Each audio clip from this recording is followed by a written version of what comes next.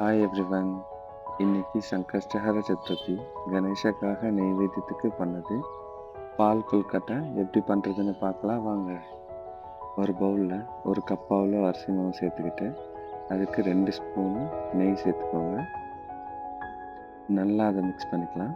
Mix பண்ணிக்கிட்டு அது கூட சுடு தண்ணி ஆட் பண்ணிக்கிட்டு இந்த மாதிரி பிசைஞ்சுக்கோங்க. இந்த மாதிரி ஷேப்பில் ரவுண்ட் பால்ஸ் மாதிரி பண்ணிக்கலாம். உங்களுக்கு எந்த ஷேப் வேணாலும் நீங்கள் பண்ணிக்கலாம். ஒரு பேனில் நம்ம தண்ணி காய வச்சுக்கலாம்.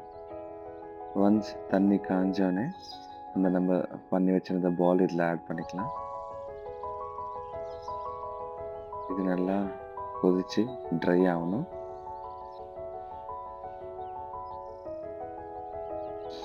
ஒன்ஸ் இந்த மாதிரி ட்ரை ஆனோடனே நம்ம 1/4 லிட்டர் பால் சேர்த்துக்கலாம். பால் சேர்த்துட்டு இது கூட சர்க்கரை சேர்த்துக்கலாம். நம்ம பாலில் அந்த கொல்கட்டை நல்லா கொதிக்கட்டும். நம்ம சைடில் இந்த மாதிரி தேங்காய் பேஸ்ட் அரைச்சிக்கிட்டு இப்போ நல்லா கொதி வந்த கொல்கட்டைக்கு நம்ம இந்த பால் ஆட் பண்ணிக்கலாம். தேங்காய் பால்.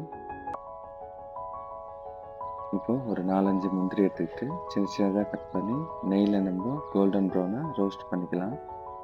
இப்போ அந்த பால் கொல்கட்டையில் நம்ம ஆட் பண்ணிக்கலாம். நம்மளுக்கு பால் கொல்கட்டை ரெடி ஆகிடுச்சு. இப்போது நெய்வேத்தியத்துக்கு வச்சு பூஜை பண்ணி நம்மளும் டேஸ்ட் பண்ணலாம்.